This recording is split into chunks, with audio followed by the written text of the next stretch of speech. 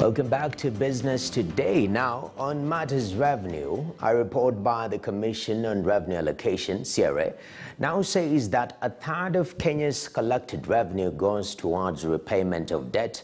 Loan interest takes up to 31% of Kenya's collected revenue, which is up to 495 billion shillings annually. Out of these, 381 billion shillings settles internal debt. Let's give you more on this particular perspective. And on matters revenue report, actually, CRA revenue targets for the financial year 2020-2021 stands at 1.8 trillion shillings, and the achievement in terms of collections was slightly below at 1.5 trillion shillings.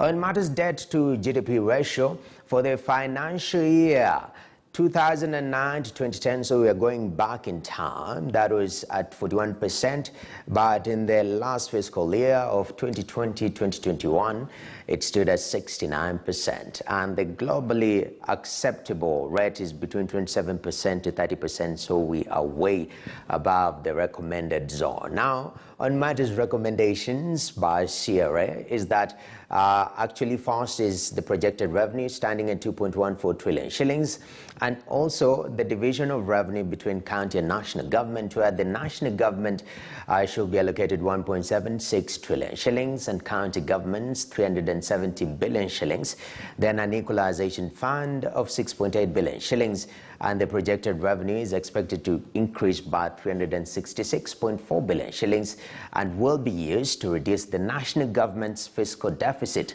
as a matter of national interest. And now, to give us more on this particular issue, my colleague Brian George Otieno was following up on this particular story.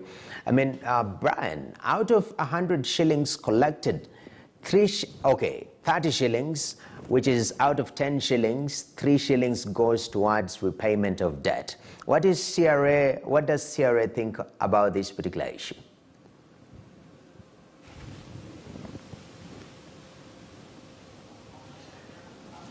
All right, Brian George, actually there was a little bit of latency right there, but Brian, we've seen from this particular report where we have seen quite a percentage of 30% going towards debt repayment from the revenue that we collect.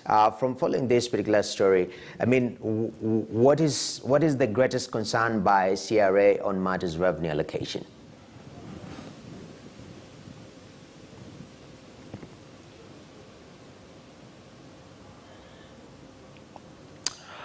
All right, Noah. One of the biggest concerns that came out of that report was with regard to the targets, the revenue targets that are being, reported by both the national and the county governments. And CRA concluded, or rather inferred, that none of the two sections of government has ever actually met its targets. For example, in the last financial year, 2020-2021, the target of the government was to collect 1.8 trillion Kenya shillings. It only managed to collect 1.5 trillion shillings, which leaves a deficit of around 300 billion Kenya shillings. Now, that deficit has to be plugged in either by taxes or by loans. And your answer is as good, your guess is as good as mine. If you cannot meet your targets of revenue collection, you will have to borrow. And they are also saying that even shifting the debt ceiling from 9 trillion to 12 trillion could be, sounding not a very good sound for the country's economy. And so some of the revelations that are coming out from this is that actually there are counties which are able to finance themselves up to a certain huge percentage. And the revelations are that 236% of Nairobi's expenditure and services, Nairobi City County, can actually be met internally within Nairobi City County without necessarily, target or getting funding from the exchequer, that is the National Treasury. So that is one of the revelations that are coming out. Of course, other counties that are able to meet their revenue targets up to 76%. We saw Kajiado. We saw other counties like Nakuru, which can afford up to around 60%. Kisumu comes in second from Kajiado at around 75%, and so many others. Now, the counties on the lower cadre are like Tharaka Nithi, Tharaka-Nithi, Wajir, and of course a couple of them others like Meru. So what we are witnessing is a situation whereby perhaps there could be a suggestion in the reworking of the revenue sharing formula. And when we floated that idea of, telling CRA that perhaps it is time we put it through legislative action, that some counties be let to finance their own financial year's budgets, and then the exchequer meets the deficit, and then now that would also spur devolution. Of course, the chairperson of CRA was quick to say that is that will need a lot of political action, legal, and of course legislative action, where roundtables will have to be convened and talks be enacted, albeit for the purposes of finding a proper revenue sharing formula. Back to you in studio, Noah. Thank you very much, Bran. But the issue before I let you go, in terms of we're seeing Nairobi, there is this disparity. Nairobi doing very well in regards to matters on source revenue generation and collection.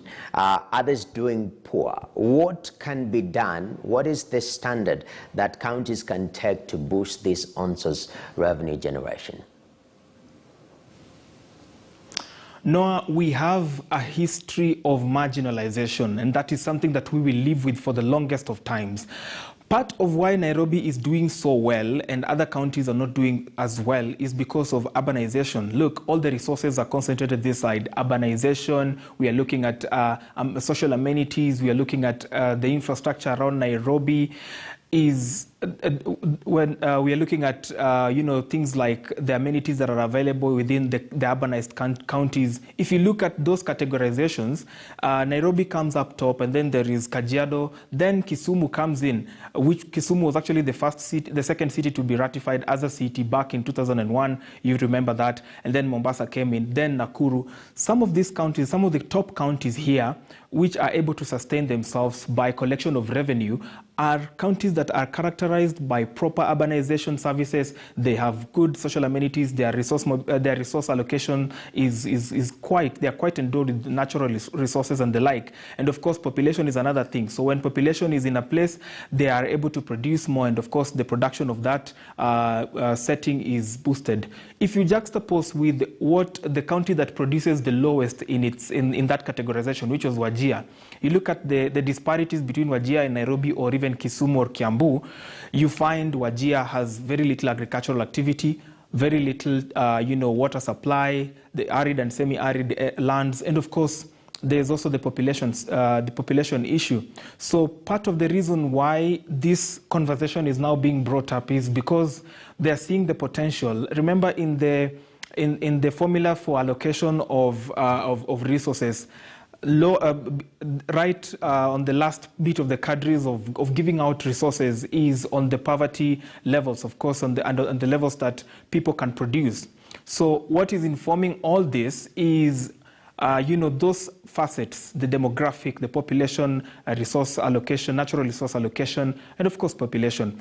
So once again, back to your question on what can be done to spur this, I think, and even the chairperson of CRA was quick to say that there needs to be a more scientific way of disbursing resources down to those counties so that there is a balance. If Nairobi can sustain itself, then others can be given more resources so that they are able to meet their demands, develop, and also, if not match up, at least bridge that gap between those counties that are able to produce more and actually collect more, and also meet their own services like remuneration of staff and the like. As I close, Noah, one of the things that is, you can imagine, even with Nairobi being able to meet 236% of its financial obligations in a financial year, there is still a lot of leakages within revenue collection. You know the story about Kanjo and the like. The systems are not digitized, so there's a lot of leakages of fees that are collected from traders, from manufacturers and the like.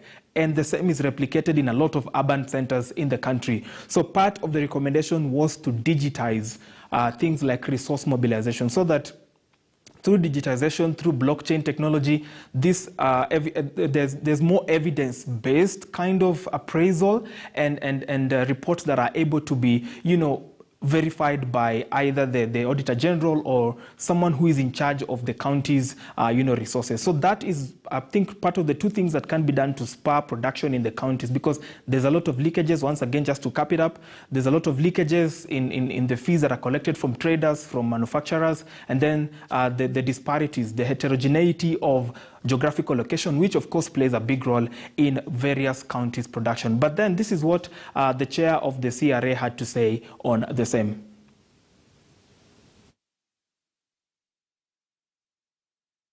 We are concerned about absolute numbers, setting a debt ceiling in absolute numbers. Usually the worry is how quickly you get there.